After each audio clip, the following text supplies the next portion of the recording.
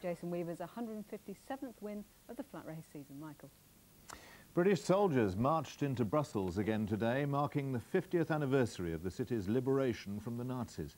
The Duke of York joined veterans in the main square, the Grand Place, to listen to the military bands and watch a flypast by the Battle of Britain memorial flight. Squeezing through the narrow streets of medieval Brussels, the Welsh Guards retraced the path of the first units to liberate the city 50 years ago today. In the Grand Place, the veterans marched past Belgium's King Albert, taking the salute. Among the old soldiers, the one who slipped into this square first on his own 50 years ago and liberated the great town hall single-handed. Major Jack Trefusis found the Germans trying to set the whole building alight and bluffed them into surrender. They were pouring petrol on it and were about to set fire to the whole thing, as the Germans were quite determined to destroy the Hotel de Ville. Luckily, I managed to stop them by calling on them to surrender. And they did. Those who did not survive were remembered this afternoon in Antwerp, the great port city. The Duke of York laid a wreath in the square, which the 11th Armoured Division took before a long and bloody battle to control the River Schelde and supply routes to Germany itself. A frail General Roberts was back as the square was renamed in his honour. With him, one of the Belgian secret army of resistance fighters who went back and forth through German lines to bring crucial reports on enemy positions. We had to swim the Albert Canal and then get a bicycle, because we knew exactly where to go, you know, which house was safe on the other side, and go as far as Holland, and then bring the information back. All weekend, old comrades are exchanging stories as Belgium pays every tribute imaginable.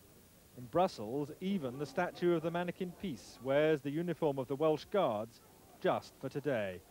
James Robbins, BBC News, Brussels. The main news again. The Irish government has contacted loyalist terrorists in Ulster through intermediaries to try to persuade them to join in the ceasefire. Unionist politicians say the gunmen won't be easily convinced, so long as they believe a secret deal has been struck with the IRA. That's all from the newsroom tonight. From Helen and me, goodbye.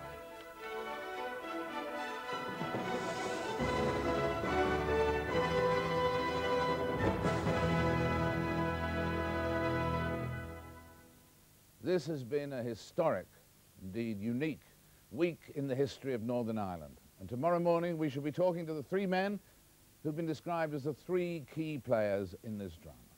Prime Minister John Major will be joining us live here in London, plus Prime Minister Albert Reynolds from Dublin and Gerry Adams. That's all three men tomorrow morning, Breakfast with Frost, 8:15. Good evening. Well, for many of us it was an autumnal day today. The Moray Firth certainly fared somewhat better. Lossiemouth saw temperatures getting up to 22 degrees, very warm there for the time of year. Even London, further down towards the south, could manage no better than 18. Well, at the moment, the radar picture shows some fairly heavy rain working its way towards the Moray Firth, and it's going to give a fairly wet night, although down in the south and the east, not quite so much rain there. It's going to clear through during the night, clearer spells coming in behind, and temperatures falling down to around 9 to 10. But then once again, further rain working its way in towards the west by dawn. So it's going to start fairly cloudy and wet across Northern Ireland and the Western Isles, and cloudy too down in the far southeast corner there for East Anglia as well. Elsewhere though, in between, a fairly bright start to the day, but then that rain moves its way in from the west, getting down across towards the east and the far southeast later on Sunday. Temperatures tomorrow fairly similar to today, although a little bit blusterier further up in the north and west, so feeling cooler here. That's it from me. When your average prince desires more than his arranged bride can offer... I want a woman that's going to arouse my intellect as well as my loins. Where will you find such a woman? In America. The search is on. Under cover, under fire, and under the spell. She is wonderful. Eddie Murphy's dreams of an American bride are coming true Monday at 9:30 on BBC1. I feel good. Screen One presents A Breed of Heroes. Belfast, 1971. Is somebody about to shoot us? I see, right, if we don't go down. Let me come to the point, Charles.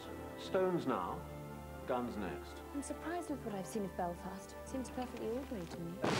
So, how come you're in the army? I wanted to kill people. Try dialing 999. Me, Mark. Oh, very funny. Get me out of here. Secret thrill of being alive. Screen 1, A Breed of Heroes. Tomorrow, 9:30 on BBC1. Groundbreaking special effects now on BBC1 in a high-tech and violent struggle to save the human race. The countdown's complete. It's Judgment Day.